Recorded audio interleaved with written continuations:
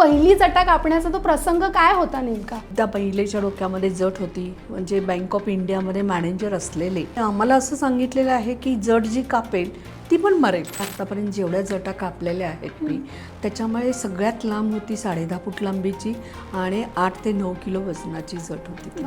आणि त्या 50 वर्ष त्यांच्या डोक्यावरती ती जट होती. अगदी कष्टकरी बाईपासून ती IT इंजिनियर बाई आहे तिच्या डोक्यापर्यंत जट आहेत आतापर्यंत. पण ही जट नेमकी कशी आणि कुठून तयार होते? बरेच जण सांगतात की जट म्हणे मला एका रात्रीत आली. SYला होती मुलगी आणि तिला लग्नाला जायचं होतं आणि तिने हेअर स्प्रे कुठला तरी वापरला. तिची आई म्हटली की तिच्या डोक्यात जट आहे, ती देवीचं हे असल्यामुळे ती आता कापायची नाही आहे आपल्याला. तिला शाळेतून काढून टाकलं होतं कारण तिच्या डोक्यात जट आहेत आणि त्या जटेमुळे तिच्या डोक्यामुळे उवा भरपूर झाल्या होत्या आणि त्या अशा पडायच्या. मग तिला मुलं कोणी खेळायला घ्यायची नाही. त्याच्यामुळे तिची अवस्था, मानसिक अवस्था म्हणजे तिला बघितलं असतं तर ती मनोरुग्णसारखी दिसत होती मुलगी. त्याच्यामध्ये आळ्या झाल्या होत्या, पस झाला होता, सगळं इतकं भयानक होतं. मग आजूबाजूची लोक येऊन बघितलं, त्यांनाही कसतरी झालं. म्हणे हे काय, हे देवाला द्यायचं होतं का? एका मुलीला सांगितलं होतं की म्हणजे तिचं लग्न झालं होतं, तिच्या नवऱ्याने तिला सोडलं होतं, तर तिच्या घरच्यांना सांगायची हिच्या डोक्यात जट आहे तर तिला तुम्ही आमच्या मांडीवरती बसवा, मांडीवरती द्या, म्हणजे की तिलाही त्या पद्धतीने काम करण्यासाठी प्रवृत्त करण्याचं काम. मग त्या भीतीमुळे हे अंधश्रद्धेमध्ये अडकत जातात आणि ते इतके अडकतात की तिथे जवळजवळ 2-2, 3-3 लाख रुपये हे कष्टकरी लोक तिथे खर्च करत असतात. पण याच्यामध्ये काही असं आहे की विशिष्ट धर्मातले लोकच या सगळ्याला बळी पडतायत? मुस्लिम धर्मातली जेव्हा बाई आली तेव्हा तिला आपल्या गुरु म्हणून जे आपल्या ह्याच्यात येते हिंदू धर्मातले, आणि तिला मुस्लिम जे मौलवी असतात त्यांनीही फसवलं होतं. आता महिला म्हणून ही डेअरिंग करणं कसं शक्य झालं तुम्हाला? त्या बाईला मुक्त करायचं आहे, त्याच्यामुळे त्यांनी केलेली मारहाण असू दे, शिवीगाळ असू दे, या सगळ्या आम्ही सहन करतो.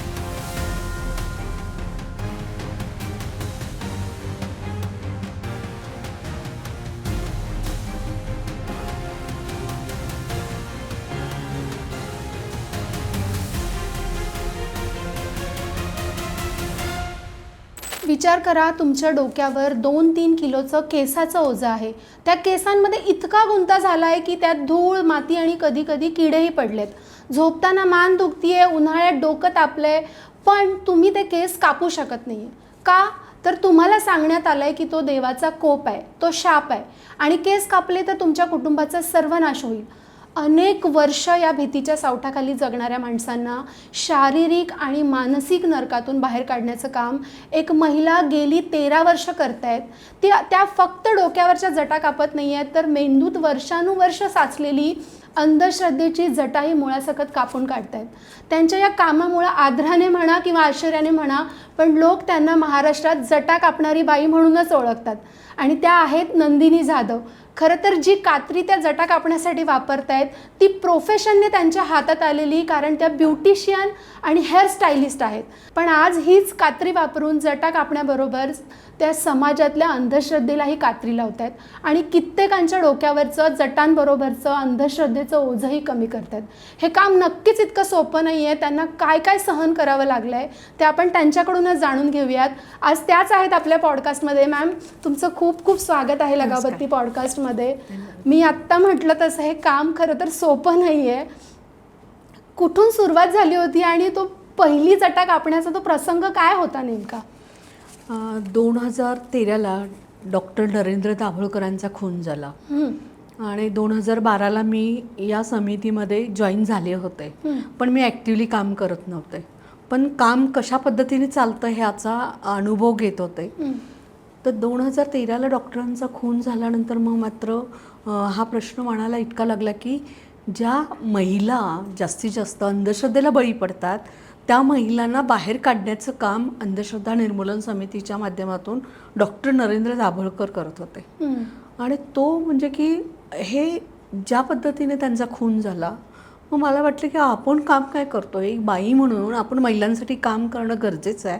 आणि आपण काम काय करतो, तर स्त्रियांचं आपण बाह्य सौंदर्य वाढवण्याचं काम करतो. मग तेव्हा ठरवलं की स्त्रियांचं बाह्य सौंदर्य वाढवण्यापेक्षा स्त्रियांचं आंतरिक सौंदर्य वाढवणं फार गरजेचं आहे. आणि मी पूर्णवेळ ह्या अंधश्रद्धा निर्मूलन समितीमध्ये काम करायला लागले. आणि हे काम करताना माझ्याकडे असलेली कला म्हणजे की मला वाटलं नव्हतं की माझ्या या कलेचा या अंधश्रद्धा निर्मूलन समितीमध्ये उपयोग होईल. बरोबर. जेव्हा आमच्याकडे पहिल्यांदा एक केस आली, त्या महिलेच्या डोक्यामध्ये जट होती, म्हणजे बँक ऑफ इंडियामध्ये मॅनेजर असलेले आणि त्यांच्या बायकोच्या डोक्यात जट, जवळजवळ 7 वर्ष त्यांच्या डोक्यात जट होती. त्यांनी नुकतं फोनच केला होता की असं असं आहे म्हणून. आणि आमचे कार्यकर्ते आहेत दीपक गिरमे सर, त्यांनी मग मला सांगितले की अरे ह्या ब्युटिशियन आहेत, यांना अनुभव असणार आणि यांना आपण सांगूया.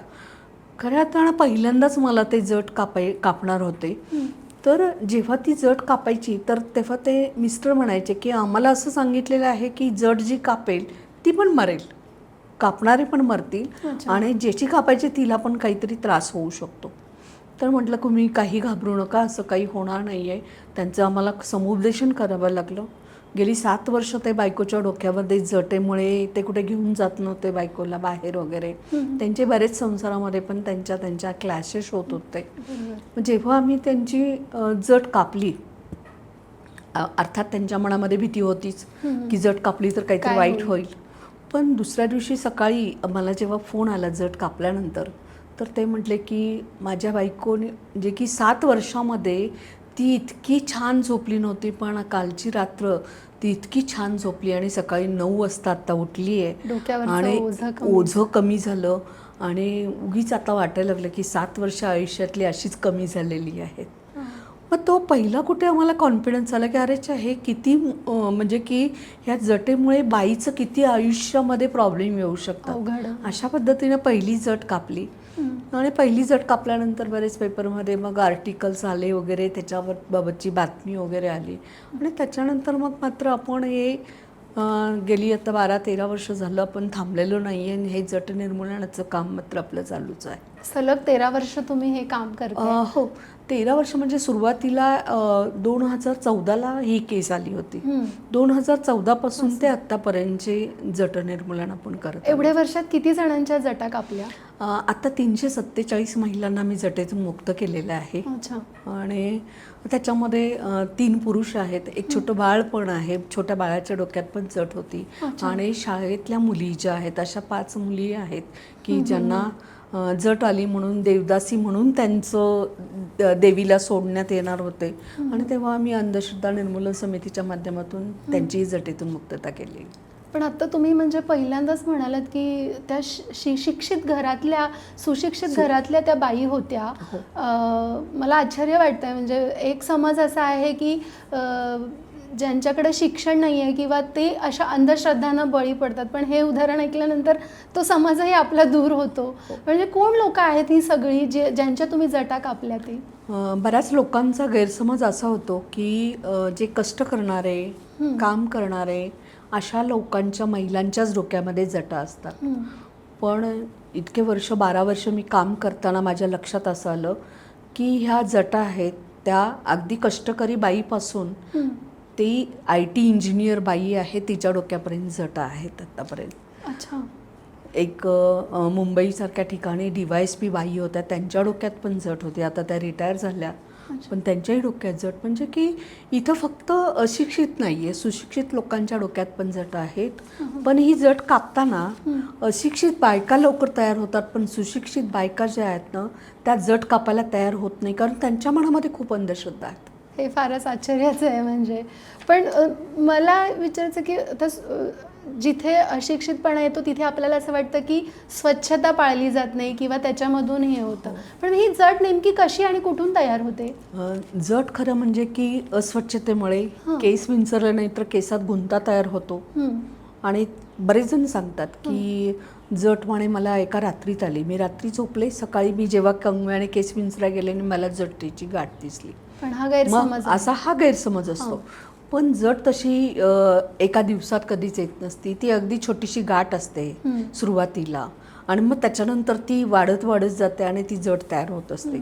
आणि पहिला ते अस्वच्छता, केस व्यवस्थित न विंचरणे किंवा काहीतरी प्रोडक्ट वेगळे वापरणं. हेअर स्प्रे वापरले जातात, तर हेअर स्प्रे वापरले तर ते चांगल्या क्वालिटीचे नाही वापरले तर त्यावेळेला पण केस एकमेकाला चिकटले जातात आणि ती जट तयार होते. ॲज अ हेअरस्टायलिस्ट किंवा ब्युटिशियन म्हणून हा तुमचा अभ्यास सांगतोय का? नाही, माझ्याकडे केस पण आली होती अच्छा, त्याच्याबाबतची. काय म्हणजे होती? की एसवायला होती मुलगी आणि तिला लग्नाला जायचं होतं हम्म. आणि तिने हेअर स्प्रे कुठला तरी वापरला आणि घरी आली. मग संध्याकाळी केस जेव्हा हे करायला लागली तर तिला केसांमध्ये एकत्र केस चिकटलेले दिसले. मग तिची आई म्हटली की तिच्या डोक्यात जट आहे, ती देवीचं हे असल्यामुळे ती आता कापायची नाही, आपल्याला विंचरायचे नाहीत केस. असं करून जवळजवळ तिने 4 वर्ष ती डोक्यामध्ये जट. मग जेव्हा मी तिच्याशी संवाद साधला तेव्हा तिनं सांगितलं की हे कसं झालं, मला पहिल्यापासून सांग. तेव्हा तिनं सांगितलं की मी हेअर स्प्रे वापरला होता आणि त्याच दिवशी माझ्या डोक्यामध्ये जट तयार झाली. अच्छा, म्हणजे आपण केमिकल प्रॉडक्ट्स वापरतो ते सुद्धा कधी कधी किती घातक घातक असतात असू आणि शकतात. त्याचं रूपांतर पुन्हा दुर्लक्ष केल्यामुळे अंधश्रद्धेमध्ये अंधश्रद्धेकडे होतं. जातं. पण म्हणजे आता तुम्ही एवढ्या 347 आकडे सांगताय तर नेमकं जटेचं रूपांतर अंधश्रद्धेकडे जाण्याला काय आणखीन गोष्टी कारणीभूत आहेत असं तुम्हाला वाटतं? म्हणजे जट आली की पहिल्यांदा लोकांचं म्हणजे की पूर्वी आता आपण ह्याच्यामध्ये पण पाहिलं असेल मूवीमध्ये पण हो. तर त्या मूवीचं नाव मला आठवेना आता. जोगवा. हो. तर जोगवामध्ये पण आपण बघितलेलं आहे की तिच्या केसांमध्ये जट आली की तिला कशा पद्धतीने, म्हणजे की लोकांच्या मनामध्ये की जट म्हणजे ही देवीचीच असते असं लोकांच्या मनामध्ये हे असतं. आणि जट आली की मग त्याला कंगवा पाणी काही करायचं नाही, धुवायचे नाही आहेत, मग ती अस्वच्छता वाढत जाते आणि मग हळूहळू त्याचं म्हणजे की तिला देवीला, एक तर मुलगी असली की तिला देवदासी म्हणून देवीला सोडण्यात येते, कारण तिच्या डोक्यात जट आली, देवी तिला प्रसन्न आहे म्हणजे मग तिला देवीलाच सोडायला पाहिजे, अशा लोकांच्या काही असतात. काही जण काय करतात की यांना गुरु केला जातो किंवा गळ्यामध्ये गेनमाळ प्रकार असतो ती घातली जाते देवामध्ये, म्हणजे की ते देवाचं मंगळसूत्र असतं, देवाबरोबर लग्न लावतात.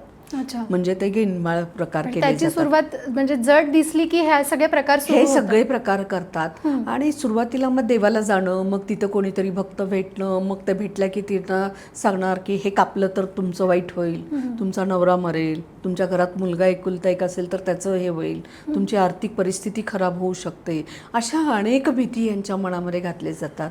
मग त्या भीतीमुळे हे अंधश्रद्धेमध्ये अडकत जातात आणि ते इतके अडकतात की तिथे जवळजवळ 2-2, 3-3 लाख रुपये हे कष्टकरी लोक तिथं खर्च करत असतात. तुम्ही आता जसं म्हणालात की आपण काही चुकीचे प्रॉडक्ट्स वापरून सुद्धा हे होतं. आता हे आपण बघायला गेलं तर म्हणजे क्लिनिकली बघायला गेलं तर हे सायंटिफिक रिझन झालं, पण त्याला देवाचा चमत्कार म्हणून जे दाखवलं जातं त्याच्यामधून एक वेगळंच, म्हणजे आपण म्हणू की हे आर्थिक गणित पण ह्याच्यातून वेगळंच उलगडत जातं, नाही का? हां, मी आत्ताच सांगितलं की आर्थिक गणित म्हणजे काय की ते चालू होतं.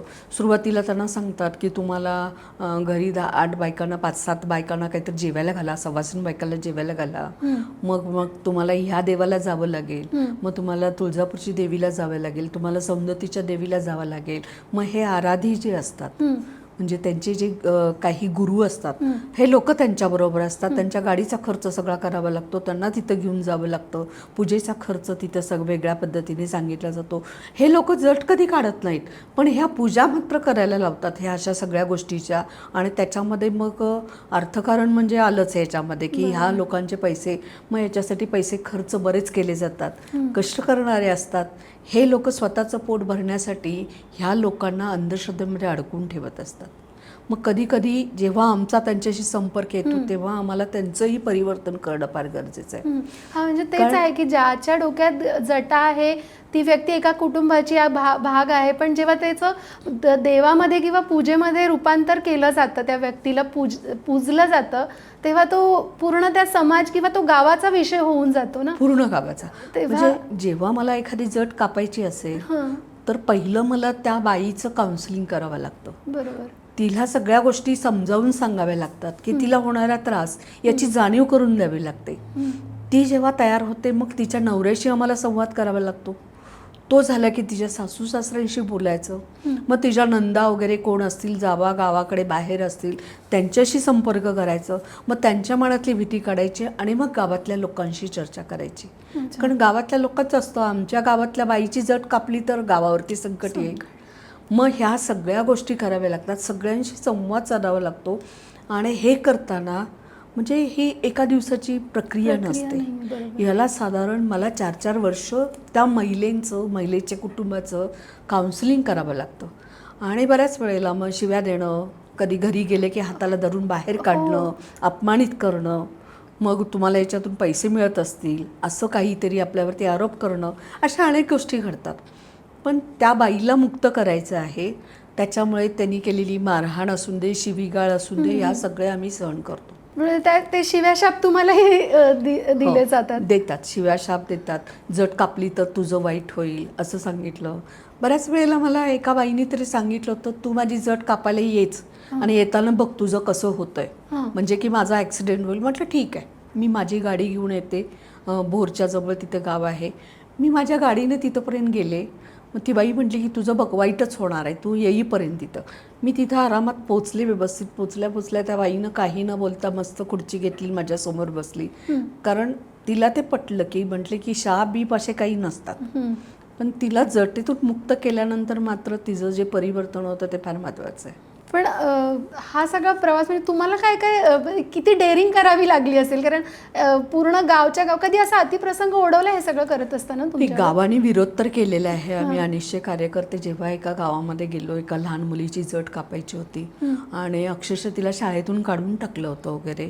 राजगडच्या पायथ्यालाच घावर म्हणून गाव आहे, त्या गावामध्ये एक छोटी मुलगी होती 11 वर्षाची आणि तिच्या डोक्यात 3 वर्षापासून जट होती. आणि तिची जेव्हा जट कापायची म्हटलं तर गावातले लोक म्हटले नको नको. मग त्यांना जरा मला भीती दाखवायला लागली, कायद्याचा धाक दाखवायला लागला. कारण तिचं देवीबरोबर लग्न लावणार होते म्हणून छोट्या मुलीचं. मग तिची आत्याच ते सांगणार की आत्या म्हणत होती की हिच्या डोक्यात जट आली तर हिचं देवीबरोबर लग्न लावायला लागेल. एक तर त्यांच्या घरची आर्थिक परिस्थिती व्यवस्थित नव्हती, 3 मुली होत्या, 2 मुलीचे लग्न झाले होते, एक मुलगा होता, त्या बाईचा नवरा मेलेला होता. तर तिला असं सांगितलं होतं, तू जर का ते नाही केलंस, जट कापलीस तर तुझा मुलगा एकुलता एक आहे तो मरेल म्हणून अशी भीती घातली होती. त्याच्यामुळे ती बाई तयार नव्हतीच. गावातले लोक पण तिला सपोर्ट करत होते. पण जेव्हा मी कायद्याचा धाक दाखवला की देवदासी कायदा आला आणि तुमच्या सगळ्यांच्यावरती आम्ही मग गुन्हे नोंद करू, मग मात्र गावाने म्हणजे ते बॅकला गेले आणि मग तिच्या आईचं काउन्सिलिंग केलं आणि मग मात्र आम्ही तिची जट कापली. कारण तिला शाळेतून काढून टाकलं होतं, कारण तिच्या डोक्यात जट आहेत आणि त्या जटेमुळे तिच्या डोक्यामुळे उवा भरपूर झाल्या होत्या आणि त्या अशा पडायच्या. मग तिला मुलं कोणी खेळायला घ्यायची नाही. त्याच्यामुळे तिची अवस्था, मानसिक अवस्था म्हणजे तिला बघितलं असतं तर ती मनोरुग्णासारखी दिसत होती मुलगी. म्हणजे तिच्या संवेदना सगळ्या बोथोड झाल्या होत्या, तिला सगळ्या संवेदना नष्ट झाल्या होत्या. तिची म्हणजे ती अशी गावामध्ये अशीच फिरत होती वगैरे. जेव्हा मी काउन्सिलिंग केलं, 4 तास आम्हाला काउन्सिलिंग करावं लागलं. आधी गावातल्या लोकांच्या बरोबर, नंतर तिच्या आईबरोबर. मग ते गावाच्या बाहेर जाऊन आम्ही तिची जट जेव्हा कापली, ती जट जेव्हा कापली तेव्हा ती मुलगी जोरजोरात रडायला लागली. तिची आई म्हटली, बघा इतक्या वर्षात माझी मुलगी रडत नव्हती पण जट कापल्याबरोबर रडायला लागली. मग त्यांना जवळ बोलवलं, तेव्हा दाखवलं तर एक असा पापुद्रा तयार झाला होता स्काल्पच्या वरती आणि तो कापला गेला. तो कापला तसा त्याच्या आतमध्ये असणाऱ्या उवा सगळ्या अशा बाहेर यायला लागल्या. म्हणजे वारुळातून मुंग्या जशा बाहेर येतात तशा त्या उवा बाहेर यायला लागल्या आणि त्या सगळ्या हालचाल करायला लागल्या. आधी सुप्त अवस्थेत होत्या त्या, पण जेव्हा त्या हालचाल करायला लागल्या, हलायला लागल्या, चावायला लागल्या, तेव्हा ती रडायला लागली होती त्याच्यामुळे. आणि तिच्या आईनं जेव्हा हे बघितलं तेव्हा ती मटकीने खाली बसली. अरे बापरे, हे काय म्हटली. मग आणि त्याच्यामध्ये आळ्या झाल्या होत्या, पस झाला होता, सगळं इतकं भयानक होतं. मग आजूबाजूची लोक येऊन बघितलं, त्यांनाही कसतरी झालं. म्हणे हे काय, हे देवाला द्यायचं होतं का, असंही लोक म्हणत होते. आणि तिची त्याच्यातून जटेतून मुक्तता केली. आज ती मुलगी, तेव्हा ती 5वीला होती आणि आज ती SYला आहे. आणि ती जे जट कापल्यानंतर तिचं जे परिवर्तन, तिच्या कुटुंबाचं परिवर्तन झालं, ती शिकली, नाहीतर तेव्हाच तिला देवीला सोडलं झालं असतं. आज ती म्हणजे चांगली स्वतःच्या पायावरती उभी आहे. म्हणजे आमच्यासाठी खूप अभिमानाची. आणि तिच्या शिक्षणासाठीही मी मदत केली परत, कारण तिचं शिक्षण होणं फार गरजेचं होतं. बरोबर. खूप ऐकायलाच ते इतकं भीतीदायक वाटतं. त्या मुलीने ते कसं सहन केलं असेल. आणि 5वीतली मुलगी म्हणजे अगदीच किती 12-13 वर्षाचीच अगदी. आणखी नाही, आता तुम्ही म्हणालात की तिची अवस्था मनोरुग्णासारखी झाली होती, पण या जटा वागवल्यामुळे किंवा वर्षानुवर्ष ते तसंच ठेवल्यामुळे आणि पुढे काही स्वच्छताच नाही आहे, याच्यातून आणखीन काय हेल्थ प्रॉब्लेम्स, कारण ते खूप हेवी पण असतात ना जटा. ह्या मुलीची जट काही जास्त म्हणजे हे नव्हती, मोठी नव्हती, पण असा पूर्णच चिकटलेले होते केस सगळे वगैरे. पण जेव्हा माझ्याकडे जटा म्हणजे ह्या आत्तापर्यंत जेवढ्या जटा कापलेल्या आहेत मी, त्याच्यामुळे सगळ्यात लांब होती 10.5 फूट लांबीची आणि 8 ते 9 किलो वजनाची जट होती ती. आणि त्या 50 वर्ष त्यांच्या डोक्यावरती ती जट होती. आणि ह्या होत्या त्या म्हणजे की ज्या जटावाल्या मुली असतात बाहेर, त्यांच्या ह्या गुरु होत्या. त्यांच्या ह्या गुरु होत्या. आणि यांना जेव्हा माझ्याकडे जट कापायसाठी त्यांनी अप्रोच केलं, कारण त्यांच्या डोळ्याचं ऑपरेशन करायचं होतं आणि त्यांना त्रास होत होता. मग डॉक्टरनी सांगितलं की हे जटा कापा आणि मगच आम्ही तुमचं ऑपरेशन करू. त्या जेव्हा जट कापायची म्हणून जेव्हा त्यांचे गुरु जे होते त्यांच्याकडे ते गेले, त्यांनी पैसे मागितले 30-40 हजार रुपये. मग ते कुठून देणार, कारण ह्या पण स्वतः गुरु होत्या, ह्या पण लोकांच्याकडून पैसे घ्यायच्या. बरोबर. मग त्यांना मी सांगितलं मी तुमची जट कापते, पण तुमच्या जेवढ्या शिष्य आहेत तेवढ्यांच्या जटा कापायच्या आणि मग मी हे करणार. मग त्यांनी ते मान्य केलं. मग त्यांच्या 2-3 शिष्य होत्या की त्यांनाही जोपर्यंत गुरु आदेश देत नाही तोपर्यंत हे जटा कापत नाही आहेत. गुरुचा आदेश फार महत्त्वाचा असतो. मग त्यांना आदेश दिला की तुम्ही पण जटा कापा. मग त्या दोघींच्या आणि ह्यांची आपण जट कापली.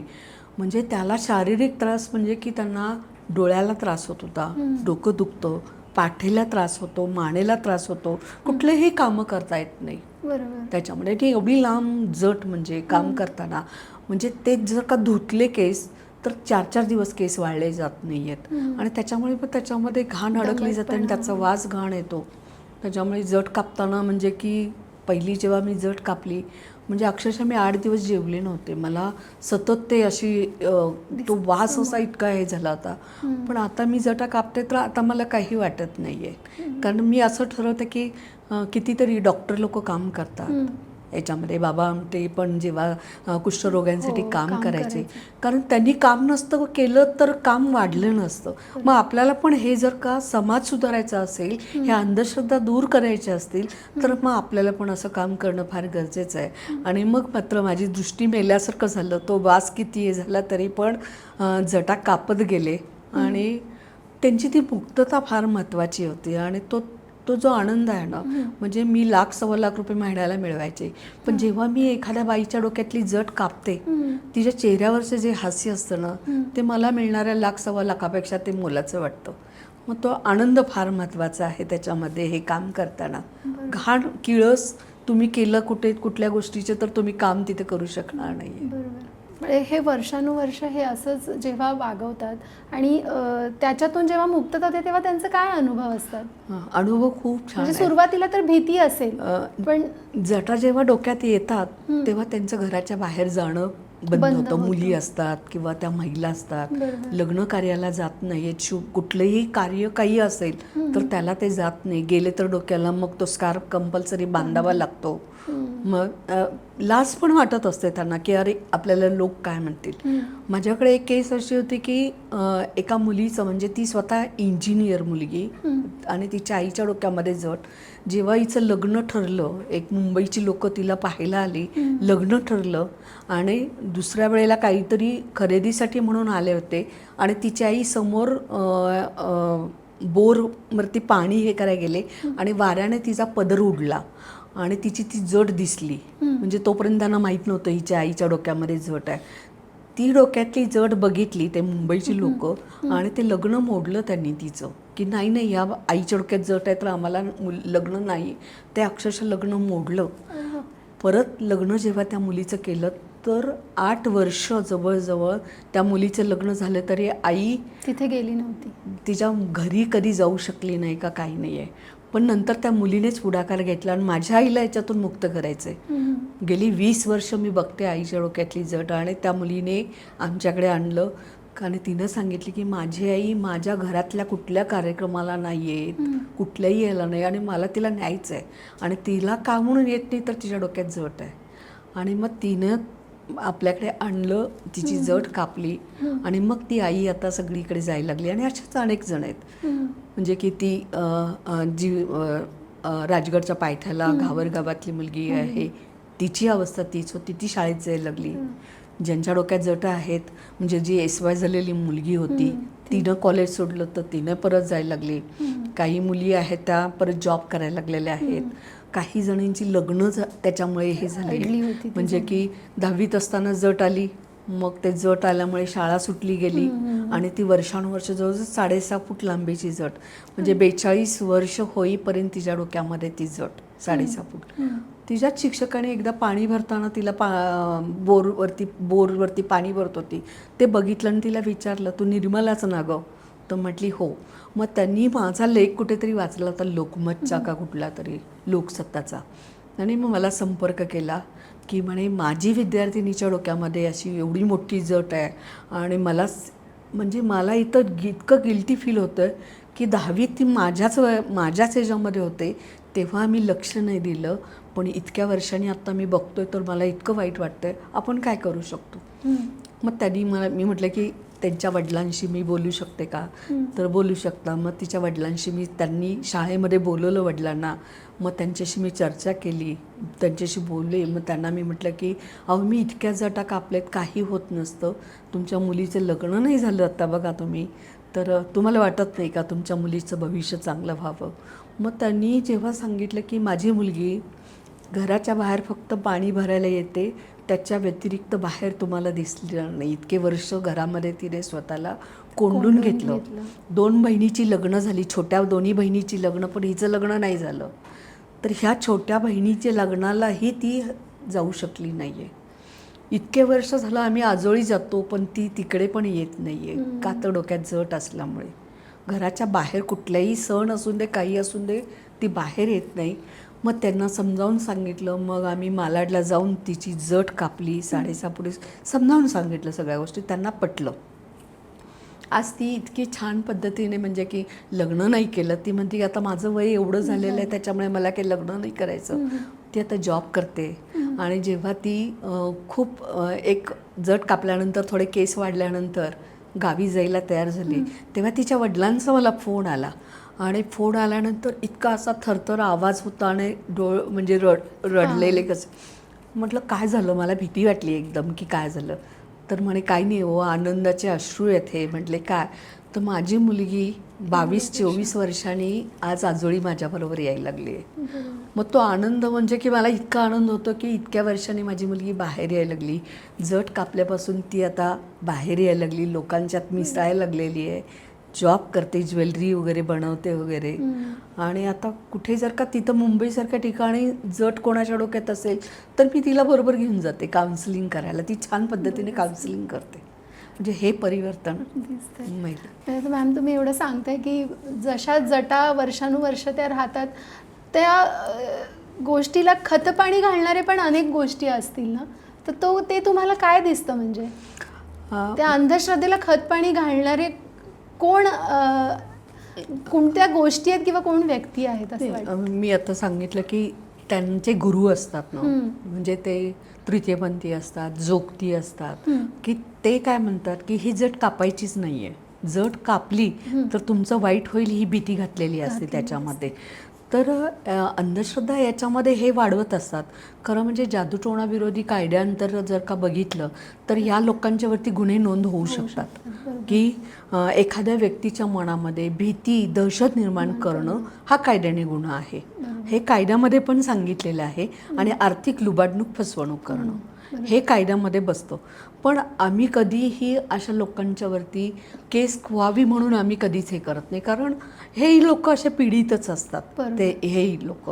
त्याच्यामुळे त्यांच्याबद्दल एक सॉफ्ट कॉर्नर आमच्या मनामध्ये असतो. मग त्याच्यामुळे आम्ही त्यांच्याशी संवाद करतो की त्यांना सांगतो की हे तुम्ही केलं तर तुमच्यावरती गुन्हे नोंद होतील. आता बारामतीचे काही जोगती आहेत, 2 केसेसच्या बाबतीमध्ये मला जेव्हा अनुभव आला तेव्हा मी त्यांना झापलं की तुम्ही अशा पद्धतीने करता तर मी तुमच्यावरती गुन्हा नोंद करेन. मी चांगल्या पद्धतीने तुम्हाला सांगते. काय होतं त्यांनी म्हणजे की एका मुलीला सांगितलं होतं की म्हणजे तिचं लग्न झालं होतं, तिच्या नवऱ्याने तिला सोडलं होतं, तर तिच्या घरच्यांना सांगायची हिच्या डोक्यात जट आहे तर तिला तुम्ही आमच्या मांडीवरती बसवा, मांडीवरती द्या, म्हणजे की तिलाही त्या पद्धतीने काम करण्यासाठी प्रवृत्त करण्याचं काम त्यांच्याकडून केलं. जोगतीन बनवा, असं जोगतीन बनवायचं.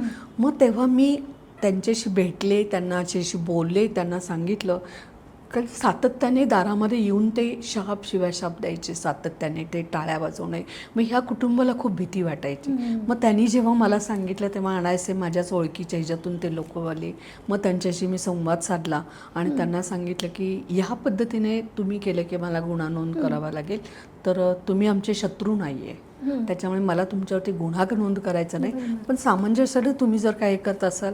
आणि खरं म्हणजे ह्या गोष्टी जेव्हा त्यांच्याशी बोलले तर त्यांनी ते ज्यांना म्हणजे की हे करत होते, शिष्य केले होते, त्या 6 महिलांना माझ्याकडे आणलं, त्यांचं जट निर्मूलन केलं. आज ते खूप चांगल्या पद्धतीने, जट म्हणजे काही नसतं, लोकांना सांगतात आमचं पोट त्याच्यावरती असतं, हे स्वतःच ते सांगतात. त्याच्यामुळे कोणी तुम्हाला सांगत असतील की जट कापू नको, काही नको, त्याच्यात मला म्हणजे केव्हा आणि लिखा भरलेले असतात, आळ्या पडलेल्या असतात, असं काही देवाचं नसतं. देवाला काही आपण स्वच्छतेने आपण देवाची पूजा करतो तर आंघोळ वगैरे करून करतो. मग देवाला हे असलं घाण चालेल का? नाही चालणार आहे. आणि अशा पद्धतीने ते आणि अंधश्रद्धा निर्मूलन समितीचं काम आणि काउन्सिलर म्हणून आता ते काम करतात. याचे पीडितच होते. आधी ते लोक शिष्य म्हणून त्यांच्याकडून लुबाडणूक करायचे, पण आज ते मला मदत करतात. म्हणजे अशा पद्धतीने परिवर्तन त्यांचंही झालेलं आहे. पण एक भाग हा झाला की जे अशिक्षित आहेत त्यांना आहे, तुम्ही आता म्हणालात की सुशिक्षित लोकांचं परिवर्तन करणं खूप अवघड आहे. असे काय केसेस आहेत की जे शिकलेले होते पण ते सुद्धा या जाळ्यात अडकले होते? म्हणजे हडपसरमध्ये मगरपट्टा सिटीमध्ये IT याच्यामध्ये काम करणारे एक महिला म्हणे, मला एकदा फोन आला, म्हणजे पेपरमध्ये लेख आला होता की म्हणे माझ्या डोक्यामध्ये जट आहे आणि मला जट कापायची आहे. मग ठीक आहे म्हटलं, या तुम्ही. आणि तोपर्यंत माझं त्यांचं काही असा संवाद झाला नव्हता. आणि त्या जेव्हा आल्या तेव्हा त्यांनी मला सांगितलं की मी IT क्षेत्रात काम करते आणि माझ्या डोक्यामध्ये गेली 3 वर्ष झालं जट आहे. तर म्हटलं तुम्ही सुशिक्षित आहात आणि तुम्ही जट का ठेवली? म्हणे खूप मोठी ती कथा आहे. तर काय, तर म्हणे मला हाताला प्रॉब्लेम झाले होते, हात म्हणजे दोन्ही चालत नव्हते. मग मला दवाखान्यामध्ये ॲडमिट केलं, नोबेलला मी ॲडमिट होते. आणि 8-10 दिवसांनी मी जेव्हा घरी गेले, माझे केस कुरळे आहेत सगळे ना. आणि ते मग माझे कामवाली बाई आहे, तिला मी म्हटलं की 8-10 दिवस झाले माझे केस व्यवस्थित विंचरले गेले नाही, तर तेल लावून तू विंचरून देतीस का? ती जेव्हा कामवाली बाई तेल लावत होती, केस विंचरत होती, तर तिला ती केसांमध्ये गाठ दिसली, जड दिसली, म्हणजे गुंता झाला होता, तो गुंता दिसला. मग त्या बाईने तिला सांगितलं, तुम्ही खूप नशीबवान आहात, तुम्ही डॉक्टरांच्यामुळे जगला नाही आहे, तर ह्या जटेमुळे जगलेला आहात. ह्या बाईनं जेव्हा सांगितलं तर त्या बाईनं तिचं ऐकून ते देवी बिवी सगळं करत बसले. 2 वर्ष साधारण ती जट तिने तशीच डोक्यावरती ठेवली. आणि मग जेव्हा तिला ते केस कुरळे असल्यामुळे सगळे केस तिच्यात हे व्हायला लागले, तिला त्रास व्हायला लागला, तेव्हा तिने मला फोन केला आणि मग ती जट कापायला आली. आणि लगेच 2 वर्ष तिने ते ओझं बाळगलं. म्हणजे की सुशिक्षित असून पण, म्हणजे की मुंबईसारख्या ठिकाणी DYSP महिला लालबागच्या इथं बंदोबस्तात होत्या आणि एकाने मला फोन करून सांगितलं की या पोलीस स्टेशनच्या, तर त्यांच्या अंगात यायचं, आता त्या रिटायर झालेल्या आहेत, त्यांच्या अंगात यायचं. ते तृतीयपंथींना एकत्र घेऊन कोकणामध्ये असे मोठे कार्यक्रम वगैरे केले जायचे. DYSP होत्या त्या स्वतः. मग जेव्हा सुशिक्षित लोकांच्या डोक्यामध्ये ह्या अशा अंधश्रद्धा, तेव्हा मग आम्हाला काम करणं फार हे होतं, अवघड होत जातं. कारण अशिक्षित बायका लगेच समजू शकतात, त्या लगेच तयार होऊ शकतात. पण ह्या सुशिक्षित बायकांच्या डोक्यामध्ये इतक्या गोष्टी हे झालेल्या असतात की त्यांना वाटतं मी म्हणजे की आता देवीच आहे, माझ्यामध्ये जट आली म्हणजे मी देवीच आहे, अंगात यायला लागतं त्यांना. हे प्रकार नंतर पुढे काय प्रकार, मानसिक आजार तयार होतो हा. मग हळूहळू त्यांना वाटतं की माझ्या अंगात येते, देवी येते वगैरे, असं हे केलं जातं. पण जेव्हा मी बाईचं काउन्सिलिंग करते, त्यांच्या डोक्यातली जट कापते, त्यावेळेला मात्र त्यांच्या डोक्यातली जट कापल्याबरोबर त्यांच्या अंगात येण्याचं, ही आतापर्यंत कुठल्या बाईच्या, माझ्या जेवढ्या बायका होत्या, जेवढे जट होत्या त्यांच्या सगळ्यांच्या अंगात. याचा काय संबंध जोडतात? मानसिक आजार देवीचं हे, कारण गुरुनी सांगितलेलं असतं की आता तुम्हाला, मग ते जेव्हा गेममालचा प्रकार असतो हे केलेला, आणि त्यांना एका रिंगणात बसवलं जातं आणि मग सातत्याने त्यांच्यावरती बिंबवलं, आता तुझ्या अंगात येणार आहे, तुझ्या अंगात येणार आहेत, असं सातत्याने हे करून करून मग त्या बाईला असं सायकोलॉजिकली केलं जातं. पण हे या सगळ्या सर्कमस्टन्सेस मध्ये त्यांचं ब्रेन वॉश करणं किती अवघड होतं? खूप ब्रेन वॉश करणं, म्हणजे की जट कापायला मला 1 ते 2 मिनिट लागतात, हां. पण त्यांच्या डोक्यातली जी अंधश्रद्धेची जट असते ती काढायला 4 ते 5 वर्ष लागतात. मॅम, आता आपण सुशिक्षित आणि अशिक्षित हे बघितला, पण याच्यामध्ये काही असं आहे की विशिष्ट धर्मातले लोकच या सगळ्याला बळी पडतायत आणि असं काही आहे का? तुमचं काय ऑब्झर्वेशन आहे, म्हणजे जेवढे लोकांचे तुम्ही आता हे जटा कापल्या? मी जेव्हा जट निर्मूलन करते तर म्हणजे जाहिरातीसाठी असं नाही टाकत, पण फेसबुकवरती मी लिहिते की आज ही अशी अशी जट काढली आणि काय प्रॉब्लेम होते वगैरे असं जेव्हा करते तेव्हा एखादा माणूस तरी असतोच, तो माझा नंबर दिलेला असतो, मला फोन करतो, तुम्ही फक्त हिंदू धर्मातल्या जटा कापता का असा प्रश्न विचारला जातो. आणि खरं म्हणजे माझ्यासाठी ती बाई जी असते ना, ती पीडित बाई म्हणून असते, तिला अंधश्रद्धेतून मुक्त करणं हेच माझं तेवढं काम असतं. मी कधी ती कुठल्या जातीची आहे, कुठल्या धर्माची हे कधी बघत नाही. पण जेव्हा हा प्रश्न विचारल्यानंतर मग मी माझ्याकडे सगळे जेवढे मी जटा कापलेले त्यांचे सगळ्यांचे अर्ज आहेत, सगळं आहेत. मी तेवढं जात कधी बघत नाहीये ना. आणि खरं म्हणजे मला ना आडनावावरून जाती पण कळतच नाहीयेत. मी कधी त्या ह्याच्यात गेले नाही, त्याच्यामुळे मला ते कळत नाहीये. पण मी जेव्हा काढलं तेव्हा लक्षात आलं की याच्यामध्ये सगळ्या जाती धर्मातली लोक आहेत, म्हणजे ख्रिश्चन आहेत, पारशी आहेत, हिंदू धर्मातले, सगळ्या धर्मातले आहेत, त्याच्यामध्ये जैन धर्मातले आहेत की जैन धर्मामध्ये पण आपण म्हणतो की नसतात, अशा सगळ्या जाती धर्मातले लोक तिथं आलेले आहेत. आणि त्या हे सगळ्या चुकीच्या प्रथा पाळतायत, म्हणजे जटाशी रिलेटेड ज्या ज्या चुकीच्या गोष्टी आपल्याला दिसतात त्या सगळ्या जाती धर्मामध्ये जट आहे. त्याच्यामुळे मग तो प्रश्न आता मला कोणी विचारलं की मी सांगते माझ्याकडे सगळ्या जाती धर्मातले, मुस्लिम बाई पण आहे, ख्रिश्चन बाई पण आहे आणि सगळ्या जातीतली आहे. त्याच्यामुळे म्हणजे मुस्लिम धर्मातली जेव्हा बाई आली तेव्हा तिला आपल्या ह्याच्यातल्या लोकांनीही फसवलं होतं, तिला गुरु म्हणून जे आपल्या ह्याच्यातले होते हिंदू धर्मातले, आणि तिला मुस्लिम जे मौलवी असतात त्यांनीही फसवलं होतं. आणि बीडच्या होत्या त्या, पण त्यांनी मग पुण्यात येऊन माझ्याकडे येऊन जट कापली वगैरे. मग त्या म्हणे की मला इकडे पण फसवलं, तिकडे पण फसवलं, मी कुठे जावं मला कळेनाच आलेलं आहे.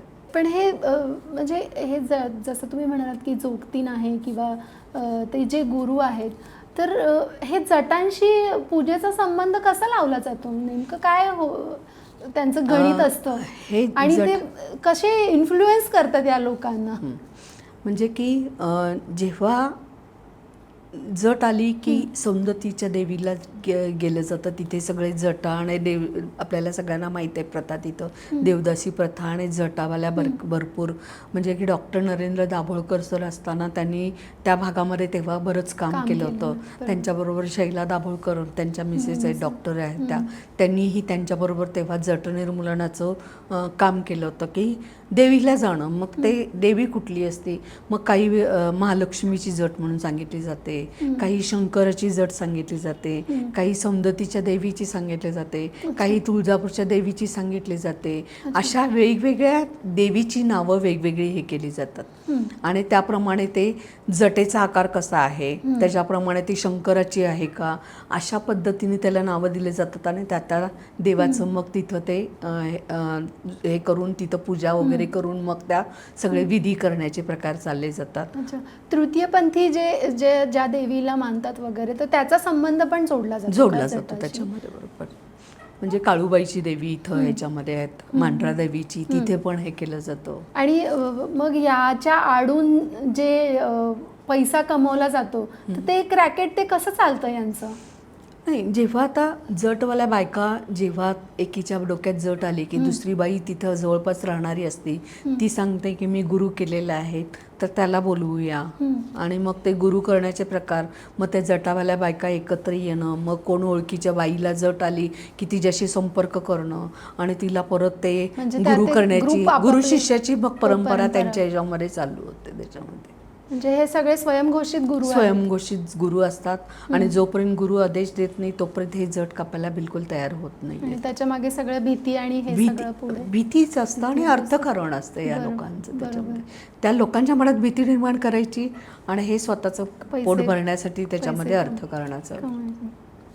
पण मग असं कधी काही केसेस आहेत का की म्हणजे ज्यांना जटा होत्या त्यांना ते कापायच्या होत्या, पण बाकीच्यांच्या विरोधामुळे ते वर्षानुवर्ष ते तसंच ओझं बाळगलं? हो, माझ्याकडे एक म्हणजे मी एका महिलेची जी जट कापली होती, तर त्या बाईचा नवरा रिक्षा चालक होता. तर राजश्री म्हणून नावाची हे होती, तिचा नवरा मनोज भोईटे, तो रिक्षा चालक होता ना. मग तो पुण्यामध्ये रिक्षा चालवायचा. मग त्याला एकदा एक म्हणजे की रिक्षामध्ये म्हणजे रिक्षा हे करण्यासाठी म्हणून त्याच्या रिक्षात बसलेलं एक पण त्यानं नवले हॉस्पिटलला सोडलं. तर ते सोडताना त्याच्या लक्षात आलं की ह्या बाईच्या डोक्यात जट आहे. मग त्यानं विचारलं की ही जट का ठेवली तुम्ही? नाही ते देवीचं आहे वगैरे, सासूने वगैरे सांगितलं. आणि ती देवीची जट आहे. मग त्यांनी सांगितलं अहो ते देवी बिवीचं काही नसतं, माझ्या बायकोच्या डोक्यात जट होती आणि मी 3 लाख रुपये खर्च केले, पण ते काही नाही, तर पैसे न घेता आमच्या मॅडम आहेत आणि त्या जट कापतात असं त्यांना सांगितलं. आणि मग मला नंबर दिला. मला त्यांनी 4ला फोन करून सांगितलं की मी ह्या बाईला सोडले ना, हा नंबर आहे आणि इथे दवाखान्यात आहे. मी 6 वाजता दवाखान्यात गेले, नवले हॉस्पिटलला. त्या मुलीला भेटले. तिला जट काढायची होती, पण तिच्या सासूचा नवऱ्याचा विरोध होता. मग तिचा नवरा आला, त्याच्याशी संवाद केला. मग त्याला म्हटलं की तुझ्या बायकोच्या डोक्यातली जट तिला कापायची, तुला कापायची का? तर कापूया. मग सासूला काय सांगायचं? म्हटलं मी सांगते काय करायचं ते. मग आम्ही तिथल्या डॉक्टरांशी चर्चा केली की म्हटलं की तिच्या डोक्यात जट आहे. मग त्या डॉक्टरांना सांगितलं की तुम्ही असं सांगा की तिला जे त्रास होतो, म्हणजे की तिला रक्तपुरवठा कमी होत होता म्हणून ती चक्कर येऊन पडायची, त्या जटेचा तो परिणाम होता खरं म्हणजे तर. आणि मग डॉक्टर म्हटले की ठीक आहे आपण बघूया म्हटले. आणि मग डॉक्टरांना आम्ही सांगितल्यानंतर डॉक्टर तयार झाले आणि त्यांनी मग काय केलं, ती जी सासू आली तिला सांगितलं की तिचं मशीनमध्ये डोकं घालायचं तर हे चालणार नाही आहे. आणि मग ती जट कापायसाठी मग आम्ही हे केली, जट कापली. आणि मग तिची कापली. तिला कापायची इच्छा होती, म्हणजे की 6-7 वर्ष जवळजवळ ती जट काही काढून सासू तयार नव्हती, पण तिला तो त्रास होत होता खूप. आणि मग ती जट डॉक्टरांच्या मदतीने आम्ही मग तिची कापली. मग तिच्या सासूला सांगितलं मशीनमध्ये डोकं घालायचं होतं म्हणून जट कापावी लागली आणि तिची जटेतून मुक्तता केली हॉस्पिटलमध्येच. किती वेगवेगळ्या केसेस आणि हे खूप आहे. म्हणजे की मला आता म्हणजे मी काम इतक्या पद्धतीने करते पण लिखाण होत नाही आहे. म्हणजे माझ्यावरती पुस्तक लिहिलेलं आहे एकाने, सुनीला बुद्धिसागर आहेत, त्यांनी ह्या जट निर्मूलन इतर कामाविषयी, म्हणजे अंधश्रद्धा निर्मूलन म्हणजे मी एकच काम नाही, जात पंचायतीच्या ह्याच्यात काम करते मी, जादूटोणा कायद्याच्या संदर्भात मी काम करते. मेळघाटामध्ये आता ज्या पद्धतीने लहान मुलांना चटके दिले जातात तिथे 90 दिवस आम्ही आमची मोहीम हे केली होती. म्हणजे अशा वेगवेगळ्या अंधश्रद्धा निर्मूलन समितीमध्ये वेगवेगळ्या. पण त्यातलं माझं स्वतःचं वैयक्तिक म्हटलं तर मी जट निर्मूलन हा विषय माझ्याकडे असलेल्या कलेचा वापर करून मी जे जट निर्मूलन करते. आणि हे जे जट निर्मूलन करताना अख्ख्या महाराष्ट्रात म्हणजे मला आज जर का कोणी फोन केला आत्ता की अशी माझी जट कापायची आहे, तर मी बाकीचा कुठला विचार करणार नाही आहे. ती कुठल्या गावात लांब असली तरी पण मी विचार काय करते, ती तयार आहे ना आत्ता, तर मला तिथं पोचलं पाहिजे. कारण तिच्यापाशी इतर लोक पोचण्याच्या आधी मला जायला पाहिजे. कारण तोपर्यंत लगेच लोक म्हणतात कोणीतरी नको काढू. कारण रत्नागिरीसारख्या ठिकाणी मी 2दा गेले, रातोरात तिथं गेले आणि त्यांनी नकार दिला जट कापायला की तिथंपर्यंत. आणि हे सगळं करताना माझे स्वतःचे पैसे खर्च करून, म्हणजे की मी हे सगळं माझे स्वतःचे पैसे मी खर्च करते. महाराष्ट्रभर एकट्या फिरता हे सगळं? जिथं जटवाली बाई असते तिचं जर का हे केलं, समुपदेशनासाठी जायचं, जट कापण्यासाठी, तो सगळा खर्च मी करते. बऱ्याच वेळेला मला पैसे देतात लोक, हे घ्या 5,000 रुपये वगैरे, कारण आम्ही लाख रुपये खर्च केलेत. पण मी कोणाकडून पैसे घेत नाही आहे. कारण मी असं म्हटलं की मी जर का एखाद्या बाईकडून 5,000 रुपये घेतले, उद्या मी एखाद्या ठिकाणी जट कापण्यासाठी गेले तर माझी अपेक्षा वाढलेली असू शकते. तिनं 5,000 रुपये दिले तर मला हिने 2,000 रुपये तरी द्यायला पाहिजेत. मला माझ्या मनामध्ये अशा काही गोष्टी हे करायच्या नव्हत्या. कारण काम तुम्ही सामाजिक काम करताना मग तिथं पैसा यायला नाही पाहिजे. आणि तो स्वतःचा पैसा खर्च करून काम करता तेव्हा ते काम असतं. पैसे घेऊन करतो ते काम नसतं. त्याच्यामुळे तो जाण्या येण्याचा खर्च, सगळं माझं मी करते आणि त्या महिलेची मुक्तता करत असते. पण तुम्ही हेअर स्टायलिस्ट किंवा ब्युटिशियन म्हणून तुमचं प्रोफेशन एवढं चांगलं चाललेलं, महिन्याला तुम्ही म्हणताय की 1-1.5 लाख रुपये कमवायचं आणि ते सोडून तुम्ही हे करताय, कुटुंबाचा विरोध नाही होत या सगळ्याला? सुरुवातीला कुटुंबाचा विरोध झाला, कारण हे मी शिकताना कशा पद्धतीने म्हणजे छोट्या ह्याच्यातून मी किती त्या लेवलला मी पोचले होते. मेकअप आर्टिस्ट म्हणून मोठं नाव माझं होतं तिथं, मोठं पार्लर म्हणजे की सगळ्या सुविधा आणि असं हे असलेलं होतं. पण घरातले म्हणायचे एवढे एकदम मिळवणे पैसे आणि एकदम बंद करणं तर ते योग्य वाटत नव्हतं. पण त्याला विरोध केला. पण तो जुनून असतो आपल्या काम करण्याचा, त्याच्या पुढे आपण कुठेही म्हणजे की एक आपल्याला वेड लागतं, तसंच हे झालं. आणि मग पूर्ण वेळ मग मी ते काम करायला लागले. म्हणजे मी आता 1 रुपया मिळवत नाहीये, पण 1 रुपया मिळवत नाही, पण मी काम करते ना, तो आनंद जो आहे ना, तो आनंद फार महत्त्वाचा असतो. आणि पैशासाठी पेक्षा आनंदासाठी काम करणं फार गरजेचं आहे आणि हाच आनंद माझ्यासाठी फार महत्त्वाचा. तुम्ही जसं म्हणालात की अनीसचं काम करत होतात आणि मग तिकडनं या सगळ्याला डॉक्टर नरेंद्र दाभोळकरांचा यात खूप मोठा वाटा आहे. त्यांचं खरं तर हे काम आहे की जे पुढे नेण्याची गरज होती, पण मध्येच त्यांचा आज ती संस्था पण वेगवेगळ्या पद्धतीने काम करते. पण त्यांचा विचार तुम्ही जेव्हा हे सगळं काम करता तेव्हा तो कसा पुढे नेता? म्हणजे डॉक्टरांचा खून म्हणजे मी म्हटलं की तो मनाला माझ्या इतका लागलेला मोठा हे होता ना, म्हणजे की वेड्यासारखं काम करायला लागलो. आम्हाला दिवस नव्हता, रात्र समजत नव्हती का काही नव्हती, की ह्या अंधश्रद्धेच्या जिथं जिथं काही केसेस घडतात तिथं जिथं त्या लोकांना मदत मिळाली जात नाही पोलिसांच्याकडून. पोलीस स्टेशनमध्ये अक्षरशः आम्ही म्हणजे रात्री 9ला गेलो तर पहाटे आम्ही घरी येतो, सकाळी गेलो तर दिवसभर आम्ही तिथे. पण आम्ही आमच्याकडे येणारे तक्रारदार आहे त्यांना न्याय मिळवून देण्यासाठी मात्र प्रयत्न करतो. आम्ही कुठलेही म्हणजे त्यांच्याकडूनही कधीही आम्ही 1 रुपया घेत नाही आहे, पण काम मात्र करत राहतो की डॉक्टर ज्या पद्धतीने काम करायचे. कारण डॉक्टरांनी अख्खा महाराष्ट्र काय, महाराष्ट्राच्या बाहेर देश पातळीवर डॉक्टरांचं नाव आहे. म्हणजे आत्ता आम्हाला जेव्हा आम्ही एका कामासाठी गेलो, समजा आम्ही आता मोहीम काढली, आम्हाला तर गाडी मिळते, गाडी असते, ड्रायव्हर असतो बरोबर, पण डॉक्टर जेव्हा काम करायचे तेव्हा लाल डब्यातून लाल बसमधून फिरून काम करत होते. त्यांनी इतकं काम उभं केलं होतं. म्हणजे जिथं आम्ही जातो आज तिथं डॉक्टर आमच्या आधी पोचलेले असतात तिथे.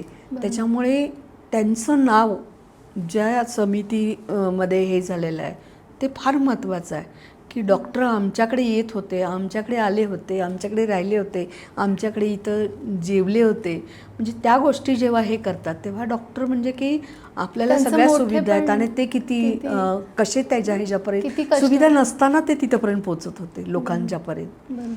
तसं आम्ही कामाच्या बाबतीमध्ये एक त्यांचा आदर्श म्हणून म्हणजे ते ज्या पद्धतीने काम करायचे तेवढे आम्ही नाही आहे करू शकत असं आम्हाला वाटतं. पण तरीही समितीच्या माध्यमातून अनेक कार्यकर्ते वेगवेगळ्या पातळीवरती काम पूर्ण महाराष्ट्रामध्ये करतात. पूर्ण महाराष्ट्रामध्ये आमच्या शाखा आहेत, संपूर्ण महाराष्ट्रामध्ये प्रत्येक ठिकाणी काम चाललेलं आहे. पण तुम्ही हे आता जटा निर्मूलनाचं काम करताय, तुम्हाला असं वाटतं का की तुम्ही एकट्या पुरेशा आहात? जेवढ्या संख्येने ही अंधश्रद्धा पसरलेली आहे त्या प्रमाणात काम व्हायला हवं तेवढं होत आहे का? आता कोल्हापूरचे काही कार्यकर्ते आहेत किंवा सांगलीचे कार्यकर्ते आहेत, अशा वेगवेगळ्या ठिकाणचे कार्यकर्ते तयार झालेले आहेत. जेव्हा मी पार्लरचे काही मी फ्रीलान्सर म्हणून काम करते, जेव्हा मी 1 महिन्याचा जर का सब्जेक्ट घेते त्याच्यामध्ये, तर त्यामध्ये त्या मुलींना मी ट्रेनिंग देते. माझे जेवढे अख्ख्या महाराष्ट्रामध्ये जवळजवळ हजारो विद्यार्थिनी आहेत त्यांना मी सांगत असते की अशी जर का महिला आली तर तुम्ही त्यांना मुक्त, म्हणजे त्याही काम करतायत. बरेच जण महाराष्ट्रामध्ये अनेक ठिकाणी अनेक जण आता काम करायला लागलेले आहेत.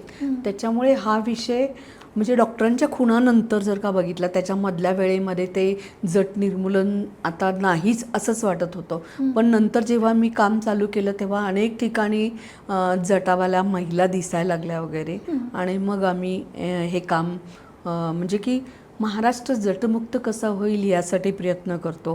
मग त्याच्यासाठी एकट्याने काम होत नाही आहे, त्याच्यामुळे अनेक कार्यकर्ते तयार व्हायला लागलेले आहेत, तेही काम करतात. महाराष्ट्रात असं कुठे विशिष्ट काही पट्टा आहे का की जिथे हे खूप जास्त माजलेलं आहे?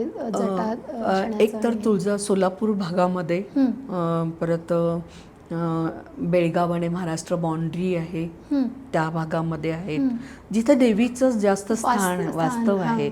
जत सारख्या ठिकाणी कुठल्या देवी आहेत वेगळ्या त्या ठिकाणी जटेचं मात्र प्रमाण तुम्हाला पाहायला मिळतं. जट ही खरं तर आपण असं बघायला गेलं तर अस्वच्छतेतून निर्माण झालेली ती हे आहे, पण त्याचं पुढे अंधश्रद्धेमध्ये जे काही रूपांतर झालंय ते पाहता लगावबत्तीच्या माध्यमातून तुम्ही काय आवाहन कराल आज जर सांगायचं असेल सगळ्या प्रेक्षकांना? खरं म्हणजे लगावबत्तीचं मी माध्यमातून तुम्ही आज माझा इंटरव्ह्यू घेत आहात आणि हे इंटरव्ह्यू फार महत्त्वाचे आहेत कारण हा वेगवेगळ्या गावातील लोकांच्यापर्यंत ही मुलाखत पोचणार आहे की ज्या महिलांच्या डोक्यामध्ये जटा असतील किंवा ज्या लोकांच्या संपर्कात ह्या जटावाला महिला असतील तर ह्या तुमच्या चॅनलच्या माध्यमातून मी पोचणार आहे आणि नक्कीच याचा मला फायदा होणार आहे. आणि ज्यांच्या डोक्यात जटा असतील त्यांनी आम्हाला फोन करावा. माझा नंबरही तुम्ही हे करू शकता. कधीही आम्ही त्यांच्यासाठी ते म्हणतील तेव्हा त्यांच्या डोक्यातली जट कापायला कुठलाही 1 रुपया न घेता येण्या जाण्याचा खर्च न घेता आम्ही त्यांच्यापर्यंत पोचू. आपल्याला ही अंधश्रद्धा दूर करायची. संपूर्ण महाराष्ट्र जर का आपल्याला जट निर्मूलन करायचं असेल तर लगावबत्तीसारख्या अनेक माध्यमातून तो पोचवू शकू. तो एक सामाजिक लढाच आहे असं आपण म्हणू शकतो.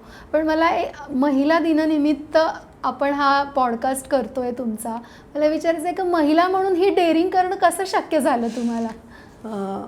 महिला दिनी हे बघा की महिला म्हटलं की 12 महिने 13 काळ बाई सगळं जग हे म्हणजे की आपण बघतो की बाई एक तर अंधश्रद्धेमध्ये पण ती अडकलेली दिसणार आहे.